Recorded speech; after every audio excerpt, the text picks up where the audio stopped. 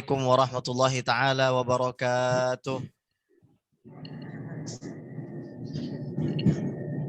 Alhamdulillah, salatu wassalamu ala sayyidina Rasulillah, Sayyidina Muhammad ibni Abdullah wa ala alihi wa sahbihi wa mawalah, wa la hawla wa la quwwata illa billah.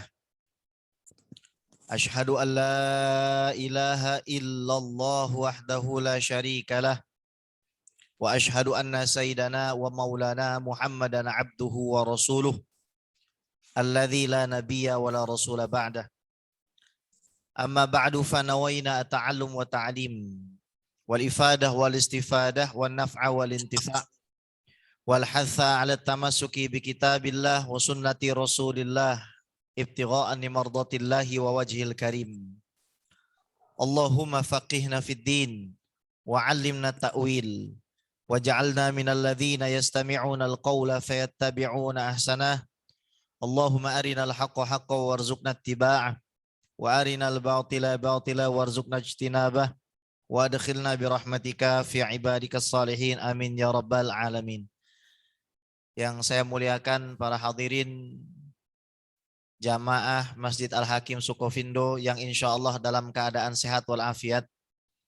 Alhamdulillah Allah Subhanahu wa taala izinkan kita untuk duduk di majelis ilmu yang mulia ini.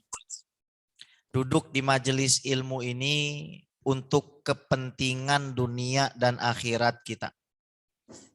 Karena orang yang duduk di majelis ilmu mendapatkan berbagai macam kelebihan dan keutamaan dari Allah Subhanahu wa taala.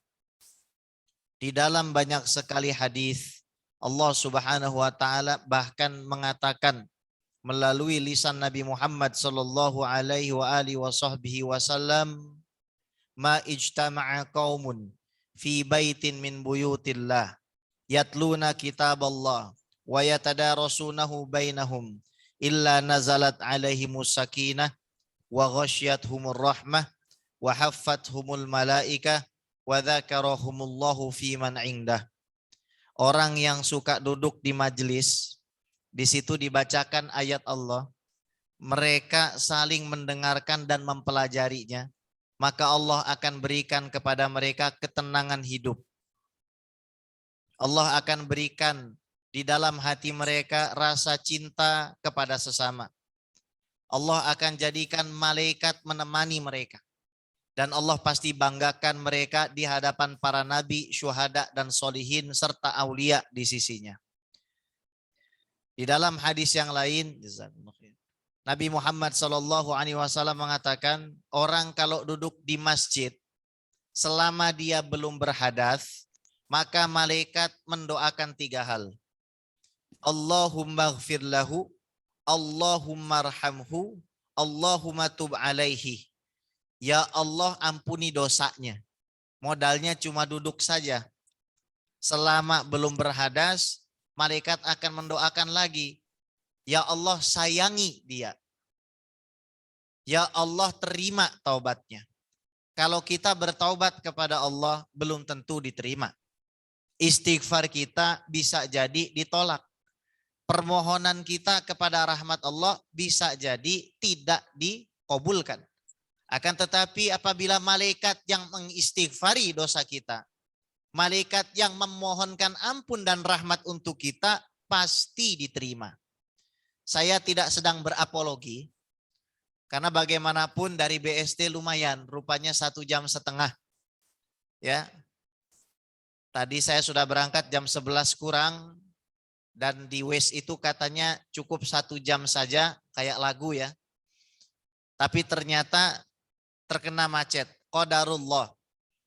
Akan tetapi yang harus kita pahami bersama, antum cukup duduk dari tadi nungguin saya, tidak tahu sudah berapa banyak dosa antum diampuni oleh Allah Subhanahu wa taala.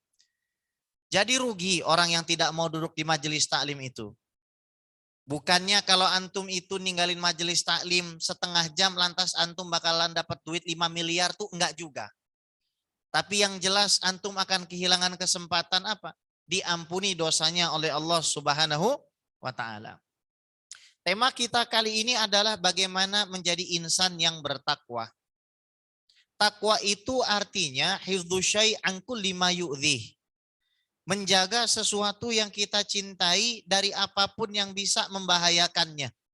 Makanya di dalam surat Ad-Dukhan ayat 56 Allah Subhanahu wa taala mengatakan wa waqahum adzabal jahim. Allah menjadikan orang-orang yang beriman itu terjaga daripada azabnya di neraka jahim. Nabi Muhammad SAW mengatakan, ittaqillaha haitsuma kunta. Bertakwalah kamu kepada Allah di mana saja kamu berada. Apa maknanya hadirin? Ai ij'al bainaka wa baina adzabillahi ta'ala wiqayatan. Orang yang bertakwa itu hidupnya seolah-olah di hadapannya dia berhadapan dengan murka Allah. Di hadapannya dia melihat neraka. Dia melihat api yang membara dan menyala siap untuk membakarnya. Otomatis orang yang di hadapannya ada pemandangan yang demikian, dia jangankan mau bergerak, mau menggerakkan lidah, mau berkata-kata saja, pasti dia akan berpikir panjang. Akan tetapi karena luasnya hal ini, tentu saja kita harus membatasi tanda-tanda orang yang disebut bertakwa dan selamat tersebut.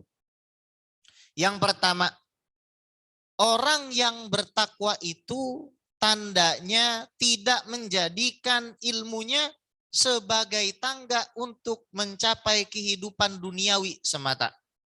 Dulu ada orang namanya Al-Imam Al-Bishr Al-Harith. Beliau ini salah satu karomahnya, lahir abad ketiga Hijriyah di Baghdad dan tinggalnya di Marwah.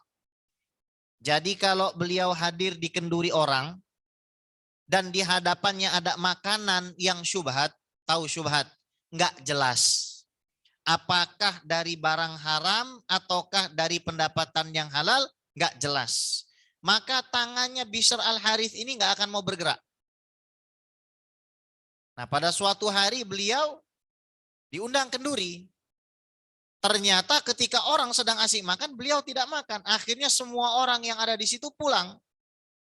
Dan dia berkata, salah satu hadirin kepada yang punya hajat, kamu salah mengundang orang. Kalau kamu mau bikin kenduri, jangan undang Bishr ini.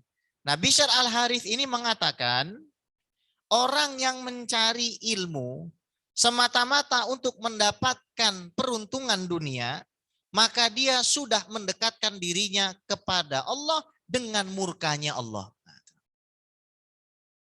Jadi harus hati-hati. Ilmu ini bukan semata-mata ilmu agama, hadirin. Anda belajar kalkulus sekalipun, itu harus Anda relate kepada Allah. Anda belajar geografi, geologi sekalipun, itu harus Anda konekkan kepada Allah. Kalau tidak, maka itu salah satu bentuk dari kufur nikmat. Kok bisa, Bib? Ya iya, kita orang beriman yakin nggak ada bedanya ilmu tauhid dengan ilmu geologi. Ilmu teologi dengan ilmu geografi, semua yang memberikan adalah Allah. Jadi kalau kita tidak merelate ilmu yang kita miliki itu kepada Allah, dan semata-mata kita hanya mencari peruntungan dunia, hati-hati, kerja, tahu-tahu mati. 24/7. Kerja, tahu-tahu mati. Itu yang pertama. Yang kedua, ciri orang yang memang ingin mendapatkan sifat ketakwaan tersebut, dia cinta kepada orang soleh. Kita bisa melihat iblis, nama aslinya Azazil. Azazil ini pemimpin daripada ahli ibadah di dunia. Langit dunia itu dia yang pegang kuncinya. Sampai-sampai malaikat di langit dunia minta didoain iblis dulu itu. Tapi kira-kira apa, saudaraku, yang bisa membuat iblis menjadi asfalas safilin? Dari orang yang paling bertakwa di langit dunia, bukan di langit Jabodetabek, di langit dunia itu iblis rajanya. Yang paling lama sujudnya, yang paling kuat zikirnya, yang paling banyak munajatnya. Kenapa bisa menjadi asfalas safilin? Oh, sederhana. Li'anna indu al-bughdu 'ala salihin, karena dia punya rasa benci kepada orang soleh. Lihat misalkan temannya yang soleh ganti mobil, ayan. Nah, itu. Lihat misalkan temannya punya rumah, stroke. Temannya zuat nikah lagi, mati dia. Ini orang yang hidupnya tidak tenang. Karena itulah iblis dihukum sama Allah punya kebencian kepada anak cucu Nabi Adam, dan sebab itulah dia nggak bisa masuk ke surga. Pernah waktu itu dia datang kepada Nabi Musa, ya Musa anta kalimullah. Engkau ini adalah orang yang bisa bercakap-cakap dengan Allah. Tolong doakan saya supaya Allah ampuni saya. Boleh? Besoknya datang lagi, gimana Musa? Doa saya dikabul, kamu akan diampuni oleh Allah dengan satu catatan. Apa catatannya? Antas juda ala qabri Adam. Kamu sujud lagi ke depan kuburannya Nabi A. Mau apa kagak? Enggak mau. Kenapa? Sombong. Dia ngerasa lebih baik daripada Nabi Adam alaihis salam. Sebaliknya kita lihat, siapa yang tidak kenal dengan Sayyidina Umar ibn Khattab? Berapa banyak orang yang sudah dibunuh oleh beliau pada masa jahiliyah? Berapa banyak janda dan anak yatim yang sudah tercipta karena ulah tangan beliau? Tapi begitu Sayyidina Umar ibn Khattab melihat Rasulullah SAW dengan matanya, tangannya menyentuh Nabi Muhammad SAW, tubuhnya duduk bersama Nabi Muhammad SAW, maka Nabi sampai bersabda, laukana ba'di nabiyun lakana Umar. Kalau memang setelah saya ada Nabi, maka nabinya pasti Umar. Ayat hijab turun gara-gara Sayyidina Umar. Gara-gara Sayyidina Umar. Bayangkan, orang yang tadinya kayaknya nggak punya posibilitas jadi orang baik, ternyata jadi orang second only to Sayyidina Abu Bakar Siddiq radhiyallahu taala anhu. Jadi orang nomor 3 setelah Rasulullah Shallallahu Alaihi Wasallam. Ada satu riwayat dari Sahih Bukhari yang ini penting untuk Bapak Ibu sekalian ketahui. Karena Bapak dan Ibu sekalian mungkin hampir-hampir tidak punya waktu mendidik anak. Hampir-hampir tidak punya waktu mengontrol anak. Ini penting sekali untuk saya sampaikan. Nanti kalau sudah pulang ceritakan sama istrinya. Dulu di zaman Rasul ada orang namanya Abu Tolhah. Abu Tolhah ini bukan seorang yang alim, dia seorang pedagang. Dan juga petani kurma. Kebun kurmanya itu luas, namanya Bayruha. Abu Tolhah ini pada suatu hari keluar dari rumahnya, tiba-tiba anaknya yang namanya Zaid meninggal. Dan Anda harus tahu, orang zaman dulu kalau kehilangan seorang putra, itu lebih dahsyat daripada gempa bumi, saudara. Lebih dahsyat daripada rumahnya kebakaran, lebih dahsyat dari semua perniagaannya hilang begitu saja. Istri Abu Tolhah ini malaikat berwujud manusia. Kenapa bisa demikian? Dia bicara kepada seluruh anggota keluarganya. La yuhaddishu ahadun hatta akuna analladzi uhaddithu. Jangan sampai ada seorang di antara kalian menceritakan kepada Abu Tolhah bahwasannya anaknya sudah meninggal. Abu Tolhah pulang ke rumah. Lalu Ummu Sulaim tidak mengatakan anakmu mati, anakmu wafat, tidak. Ummu Sulaim berdandan. Dia membersihkan dirinya seolah-olah bahkan hendak menyambut suaminya pada malam pertama. Ketika suaminya pulang, dipeluknya suaminya itu. Seraya diantarkan menuju meja makan. Diberikan makan, diberikan minum, dan diajak ke peraduan. Dalam kondisi anak kandungnya sedang terbujur kaku. Ini Sahih Bukhari ya. Jadi nggak KW-KW ini derajat hadisnya. Kemudian ketika sudah selesai berhubungan biologis, maka istrinya berkata, ya Aba Tolhah, ara'aita idza a'ara qaumun 'ariyatahum 'ala qaumin fatalabu minhum 'ariyatahum alahum ayyamna'uhum. Wahai Abu Tolhah, gimana pendapat kamu kalau kita pinjamkan suatu barang kepada suatu kaum, kemudian jatuh tempo bagi mereka untuk mengembalikannya, pantaskah mereka menghalang-halangi kita mengambil? Oh tentu tidak. Itu hak kita. tidak boleh dihalangi, maka istrinya langsung berkata, fahtasibnak, ikhlaskan putramu karena yang punya sudah mengambilnya. Abu Thalhah marah.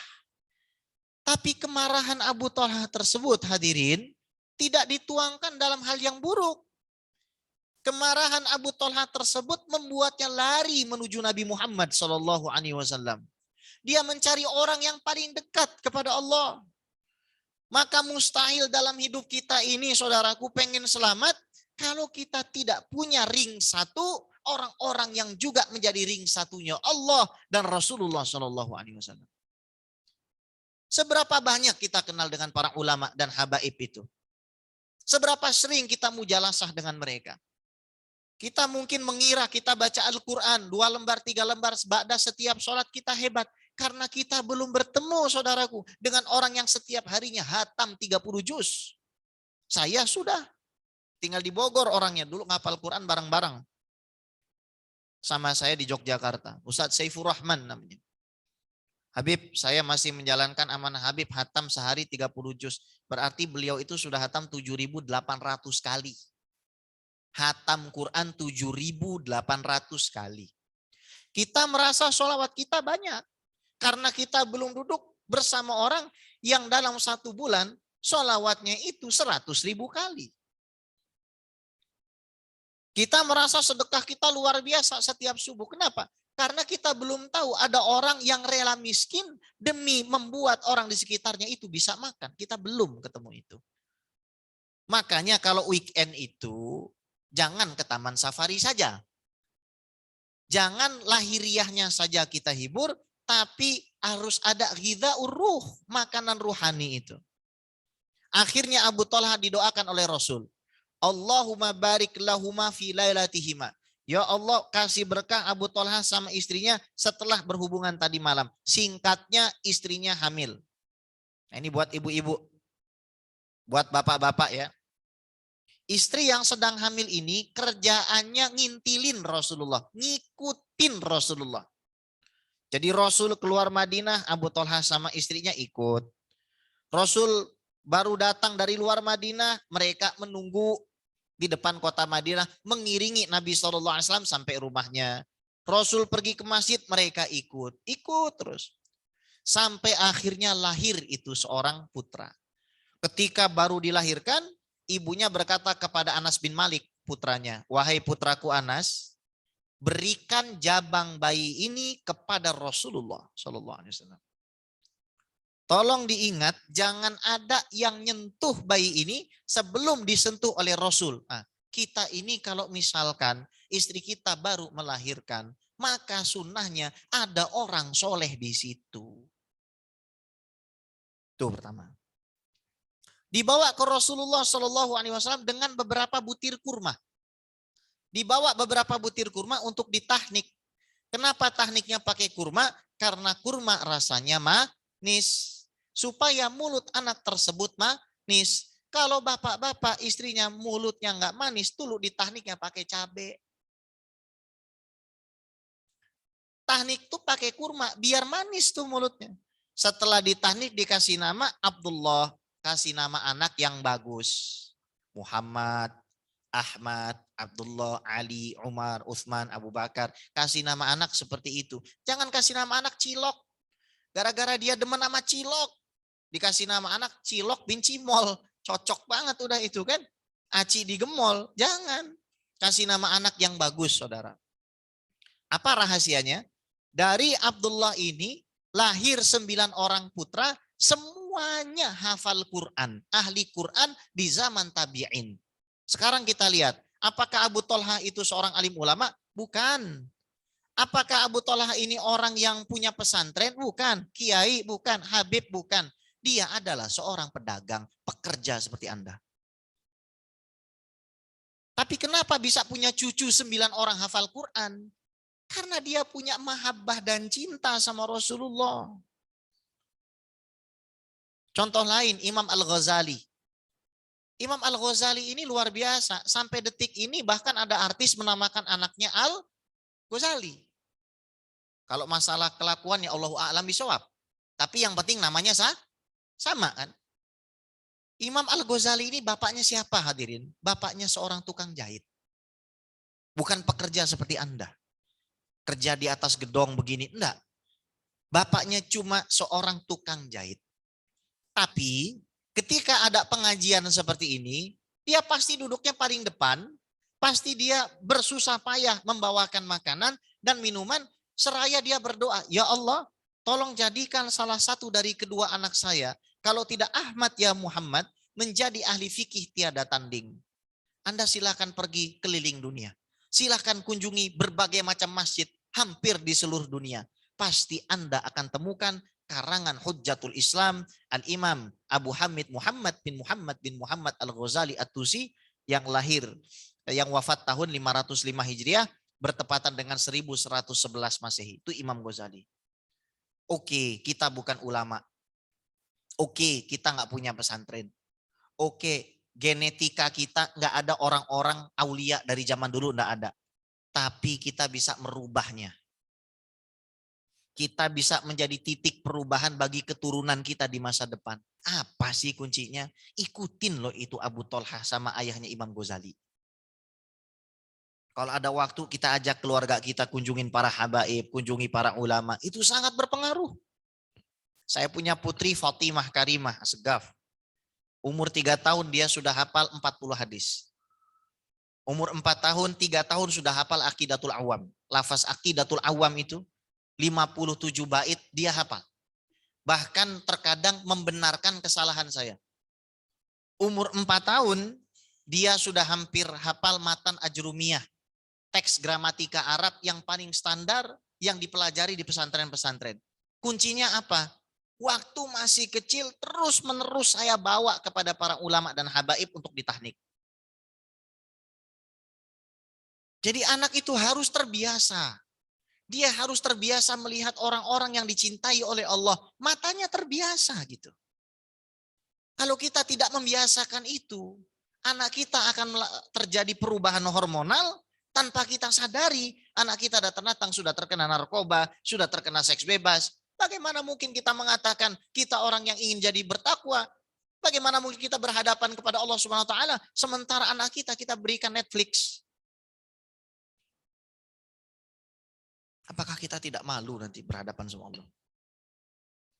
Berhadapan sama Nabi Muhammad SAW.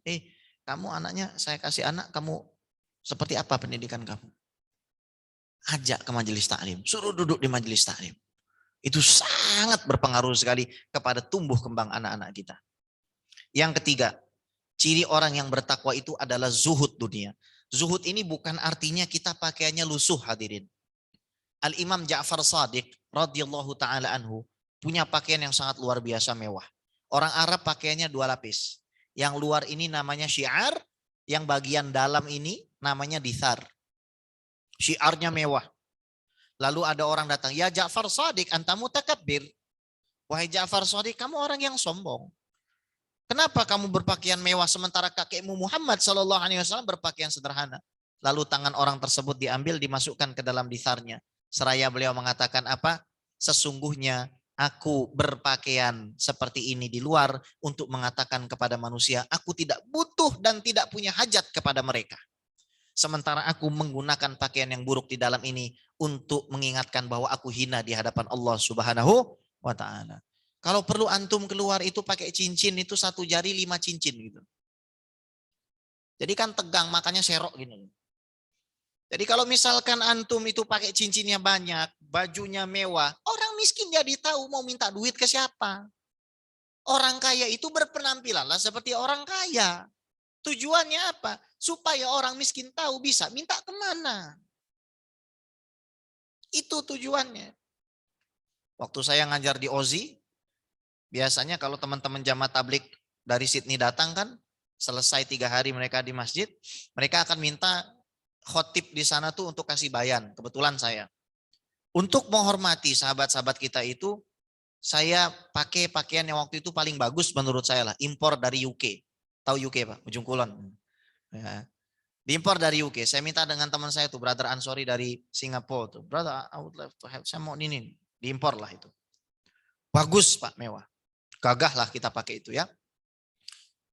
30 orang di situ kecuali satu. Yang satu dia mojok nyender sama tembok. Nah, makanya yang nyender sama tembok ini biasanya pahalanya bagi 2 sama tembok. Nah, terus setelah selesai saya ceramah, dia datang. Brother, you know I don't have to dress like you to be respected. Bro, dia sudah umurnya sekitar 45-47. Saya tidak perlu berpakaian, saya waktu itu 28 umurnya. Saya tidak perlu berpakaian seperti kamu untuk saya dihormati orang. Dia pakai jumper gitu kan. Ya pokoknya pakaiannya seolah-olah dia lusuh lah. Terus saya bilang, innallaha jamil yuhibbul jamal. Allah itu indah dan menyukai keindahan. Gak puas lah bapak itu berdebat. Ngomong lagi dia, saya ini dosen PhD. Untung gak saya bilang Pizza Hut delivery itu. Gak tega aja saya waktu itu ngomong sama bapak itu, orang Bangladesh ya. Ya kan? Pizza Hut delivery. Saya ini banyak murid-murid saya orang nonis ya, non Islam gitu kan. Banyak murid-murid saya bukan beragama Islam, mereka respect dengan saya. Lalu saya ceritakan sama dia. Dulu ada seorang imam namanya Ibnu Hajar Al-Asqalani. Hafiz 100.000 hadis. Pensyarah Bukhari paling prominent. Tidak mungkin ada orang hidup setelah Imam Ibnu Hajar, melainkan pasti mengambil pendapat dan iktibasat daripada ilmunya Imam Ibnu Hajar itu. Beliau itu kalau keluar keretanya mewah, kendaraannya mewah, apanya namanya? Kudanya mewah, besar gitu kan.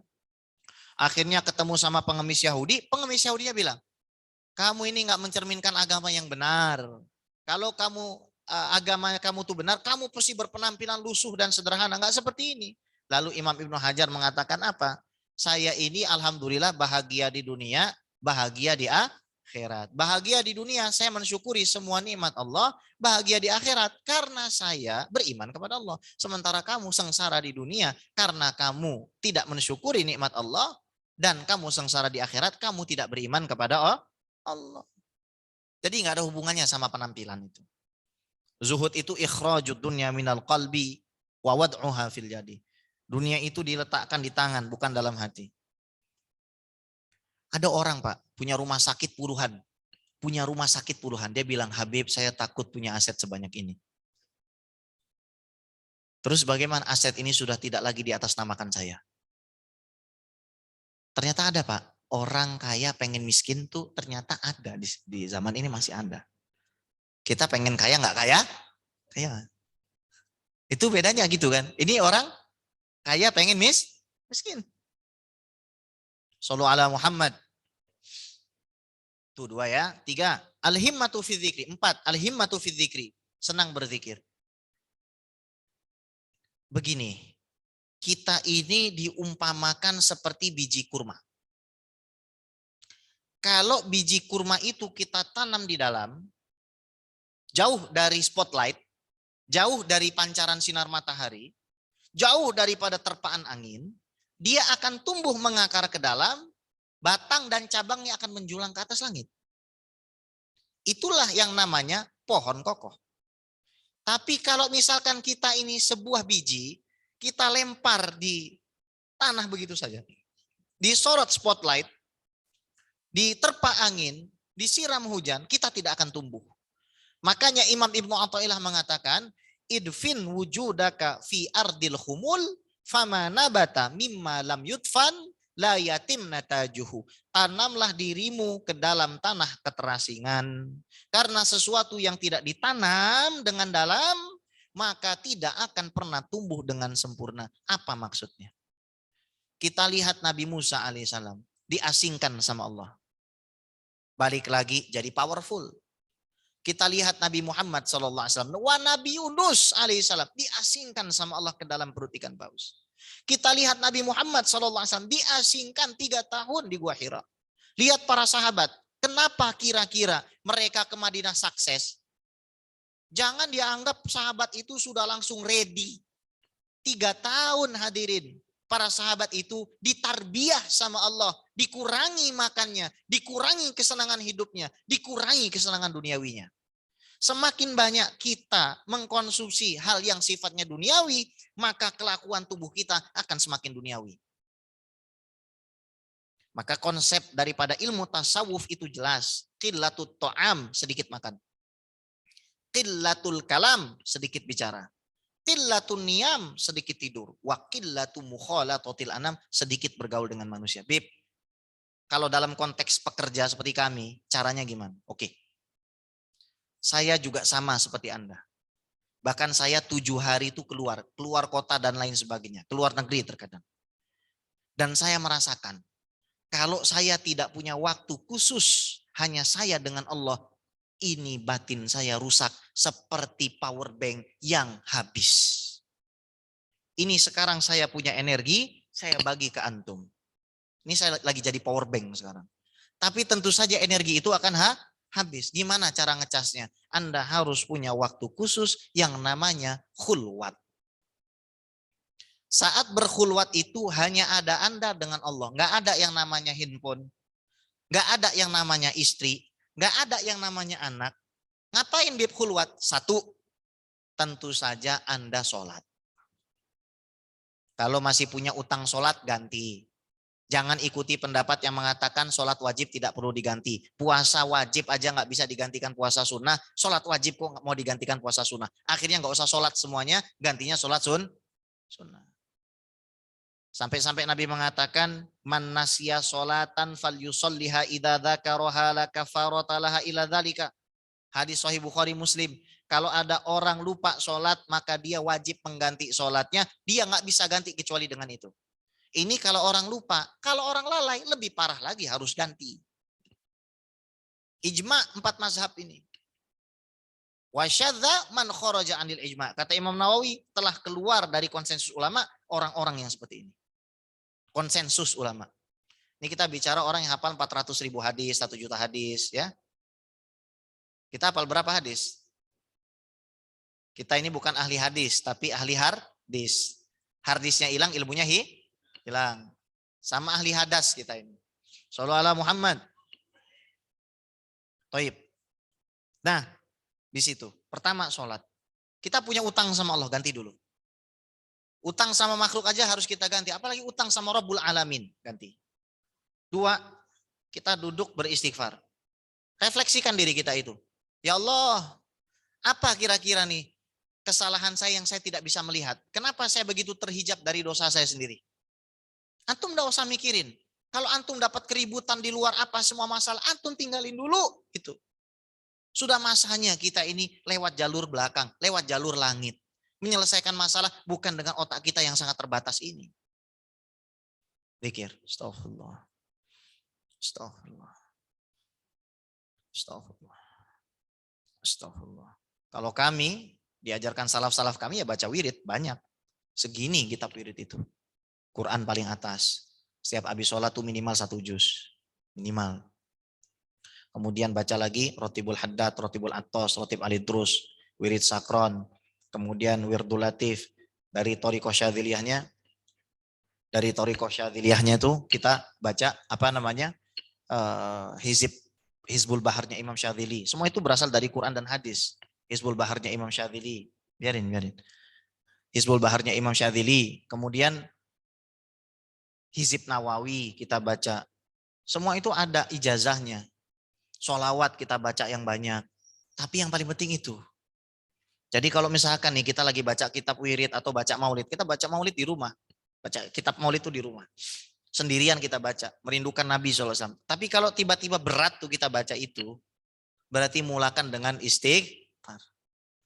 Ini kotor nih kita nih. Saya hadir ke sini karena saya sadar saya orang yang kotor. Saya berusaha mencari rahmat Allah dari majelis-majelis seperti ini. Kita yang hadir di sini bukan orang benar semua. Justru karena kita sadar kita tidak benar, makanya kita hadir. Saya kembalikan lagi di poin awal. Jangan sampai kita kerja terus mati, Pak. Jangan kayak gitu jadi orang. Jangan sampai kita seperti itu. Manfaatkan waktu. Berapa lama, Bib? Terserah antum kuatnya seberapa. 1 jam kah? 2 jam? Dan biasanya kalau antum sudah seperti itu nanti, perasaan antum kalau tidak bersama Allah tuh enggak enak. Terus apa hasilnya, Bib? 1, antum akan jadi orang yang sedikit membicarakan orang lain. Itu buktinya. 2, antum akan lebih fokus di dalam mengerjakan pekerjaan antum. 3, segala sesuatu akan dimudahkan untuk antum. Ini fakta. saya 2015 diajak ke Bakri Tower, epicentrum. Ada satu perusahaan yang belum bayar gajinya 6 bulan. 2015. Beb, bagaimana Beb caranya Beb? Supaya kami ini bisa selesai musibahnya. Oh ya udah. Berapa di sini jumlah pegawainya? 150. Muslim, ya Muslim. Masing-masing pegawai yang Muslim itu baca sholawat kepada Rasulullah 100 kali dalam sehari di tempat ini. Kenapa kok bisa begitu? Kalau ada 150 orang hadirin, baca sholawat 100 kali per orangnya, maka dalam satu hari ada 150.000 dosa diampuni dari situ. Dari perusahaan itu 150.000 dosa sehari. Kalau 10 hari berarti 1,5 juta perusahaan itu punya dosa diangkat sama Allah. Dalam 10 hari ada 1,5 juta pahala diberikan oleh Allah kepada perusahaan itu. Ada 1,5 juta derajat diangkat sama Allah. Sampai sekarang itu perusahaan masih berdiri. 2016 saya diminta jadi wakil kepala sekolah di sekolah Islam terbesar se-Asia Tenggara di Kedah, Malaysia. Itu bayar listriknya sebulan 1 miliar. Listriknya doang. Yang bayar satu orang. Kita sibuk nyariin token listrik. Indomaret terima nggak token 1 miliar? Coba pikirannya gitu. Dia yang bayar Tan Sri Syed Mukhtar Al-Bukhari, orang terkaya ke-8 di Malaysia. Ini PR kita ya. Antum saya doakan jadi orang kaya semuanya. Amin. Bahkan di antara antum saya doakan ada dari 10 orang terkaya di Indonesia. Amin. Jadi kenapa? Karena di Malaysia itu dari 10 orang terkaya, 8 orang terkayanya orang Islam.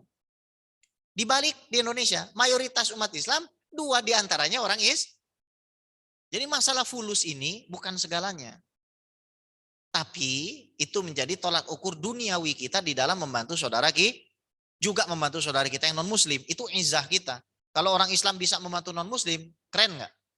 Keren. Keren. Sangat keren itu. Ditanyalah Tan Sri itu.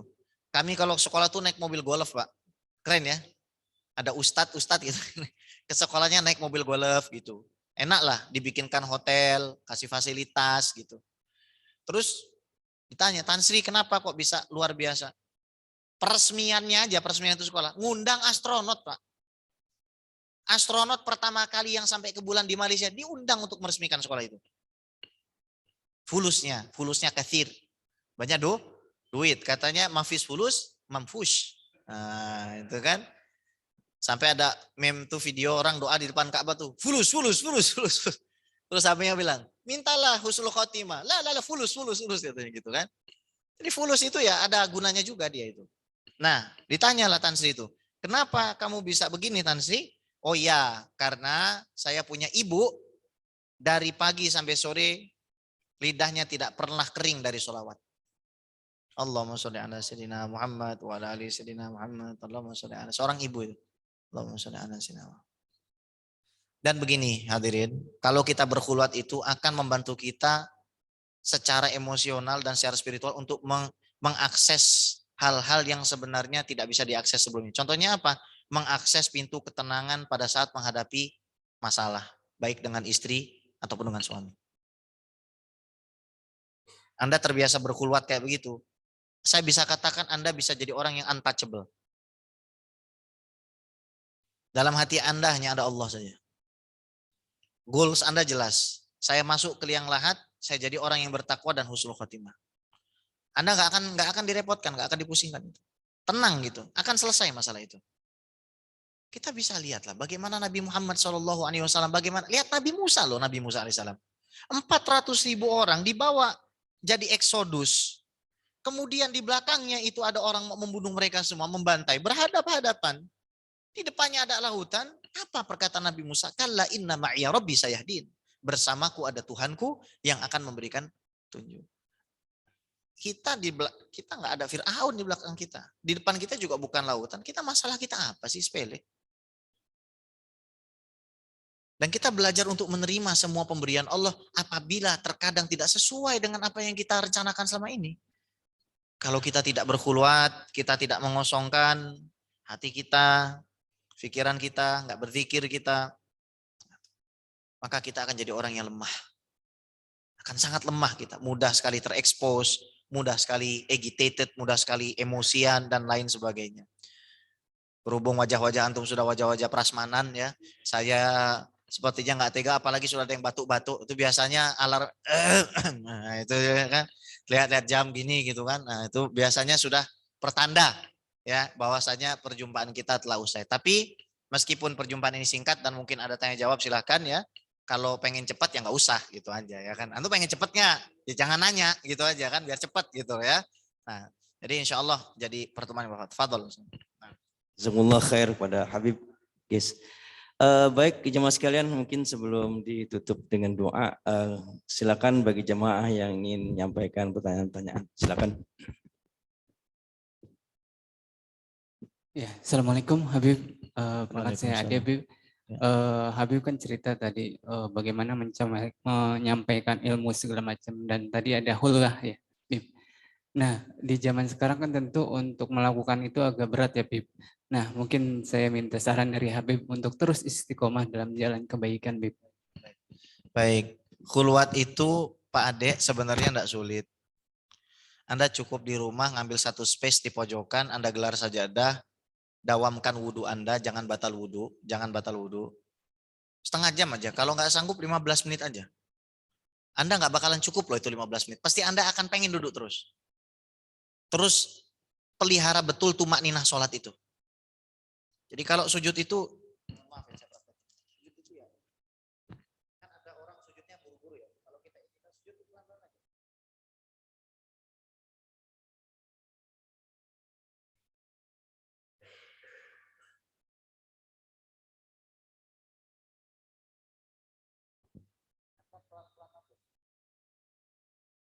Nggak usah buru-buru, nggak kayak Anda bakalan duit 10 miliar, 700 miliar juga kalau Anda buru.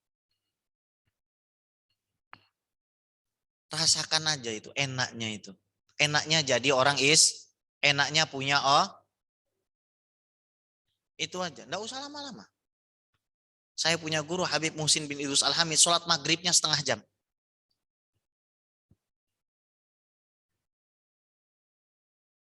Sholat maghribnya setengah jam. Bukan sekedar lama di tilawahnya. Rukuknya lama seperti bacaannya. Sujudnya lama seperti bacaannya.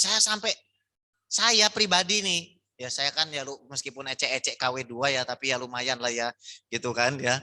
Lumayan lah saya nih bukannya yang kilat-kilat amat lah sholatnya. Saya capek sama Habib Muhsin itu. Ya karena memang saya orang banyak dosa, saya banyak maksiat, beliau sudah sampai tingkatan di mana sholat itu udah, Nabi Rasulullah tuh kalau udah sholat udah in. Pernah ada sahabat itu bilang, saya lihat Rasul sholat, saya pulang ke rumah, saya bersih-bersih, saya nyembelih kambing, saya masak, saya makan, saya balik lagi, Rasul masih sholat. Ya kalau misalkan berdirinya nggak bisa lama, ya sujudnya aja lama. Rukuknya yang lama, enain gitu loh mas, enain gitu.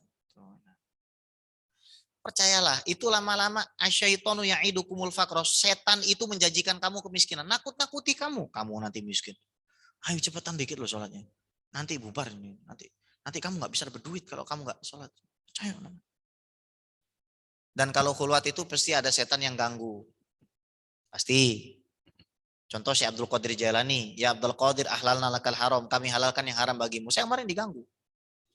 Di malam-malam, kan rumah tuh kosong. Jadi istri, anak, semua ke apartemen, saya kosong situ sendiri. Pembantu semua ke apartemen, saya sendirian. Datang dia Pak. Guys, bener kan Allah tuh nggak ada, gitu. Ada suaranya.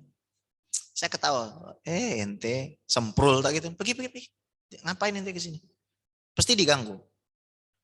Nah gangguan itu apa? Anda ditakut-takuti masalah Anda ditakut-takuti. Kita ini di mana sih letak la haula wala quwata illa billahnya ini? Makanya ketika Anda mau keluar rumah Mas Ade, baca bismillahi tawakkaltu 'alallah wala haula wala quwata illa billahil aliyil azim. Kata malaikat apa? Hudita wa kufita wa wukita. Kamu diberi petunjuk, kamu akan dicukupi dan kamu akan dijaga. 15 menit. Pojokan rumah, gelar sajadah, jaga wudhu, baca Quran, mikirin aja pegang tasbihnya itu. Istighfari kita punya dosanya, kan kita kotor nih. Tenang aja, Anda nggak usah. Orang non Muslim juga dikasih kekayaan. Fir'aun juga kaya, Korun juga kaya, tapi mereka nggak punya iman yang antum punya. Jaga betul-betul. Dinikmati loh jadi orang beriman itu. Maka saya sering bilang dengan istri atau orang yang baru hijrah, yuk kita tunjukin sama orang itu kalau beragama itu enak. Beragama itu enak. Beragama itu nyeneng ke wong liyo. Menyenangkan orang lain dan menyenangkan diri sendiri. Gitu kira-kira. Baik. Bismillahirrahmanirrahim. Silakan, ada lagi yang mau sampaikan tanyaan satu lagi. Ada jamaah? Ada, silakan.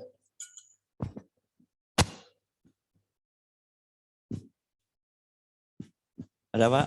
Nggak ada? Biar cepat. Baik, cukup Habib. Baik, terima kasih. Sekali lagi saya minta maaf gimana pun juga saya sudah mengambil hak antum. Karena barang yang paling mahal itu adalah waktu. Tapi nggak ada sedikit pun kesengajaan dari diri saya untuk memperlambat datang ke sini. Tapi semoga itu menjadi sedekah antum ya. Karena sedekah yang paling mahal itu sedekah waktu. Ya, tapi insya Allah waktu antum nggak akan sia-sia dulu di sini. Kalau nggak percaya mati dulu, nanti baru kelihatan. Ya, insya Allah kita semua dikasih kehidupan yang barokah, bisa beli rumah sama mobil mewah, pergi hajinya ke Mekah, tawafnya depan Ka'bah, sa'inya Safa Marwah, mabitnya di Mina Musdalifah, kita lontar jumroh ula, uso dan akobah, kita ziarah Rasul ke Madinah, pulang-pulang kita bikin kontrakan sama beli sawah, anak istri suami soleh dan solehah, hidup kita istiqomah, istri 3 dikontrakin rumah. Al-Fatihah. A'udzubillahi minasyaitonirrajim. Bismillahirrahmanirrahim. Alhamdulillahirabbil alamin arrahmanir rahim maliki yaumiddin iyyaka na'budu wa iyyaka nasta'in ihdinas siratal mustaqim siratal ladzina an'amta 'alaihim ghairil maghdubi 'alaihim waladdallin amin fa'fu anna ya karim fa'fu anna ya rahim irhamna ya arhamar rahimin irhamna ya arhamar rahimin irhamna ya arhamar rahimin irhamna ya arhamar rahimin Allahumma innaka afun karim tuhibbul afwa fa'fu anna Allahumma innaka afun karim tuhibbul afwa fa'fu anna Allahumma innaka afun karim tuhibbul afwa fa'fu anna ya karim Rabbana atina fid dunya hasanah wa fil akhirati hasanah wa qina adzabannar wa sallallahu ala sayidina Muhammad wa ala alihi wa sahbihi ajmain walhamdulillahirabbil alamin. Ada pepatah mengatakan lontong Padang tahu Sumedang jarak membentang tapi Habib Guys tetap sayang. Ya, ya. Ada ranting, ada kayu, I'm nothing without you. Kan gitu. Jangan lupa ya, follow Instagram saya di Habib Guys Official. Itu harus ditulis lengkap baru dapat. Insya Allah dapat informasi yang menarik seputar kita punya agama ini. Kurang lebihnya saya mohon maaf. Assalamualaikum warahmatullahi wabarakatuh.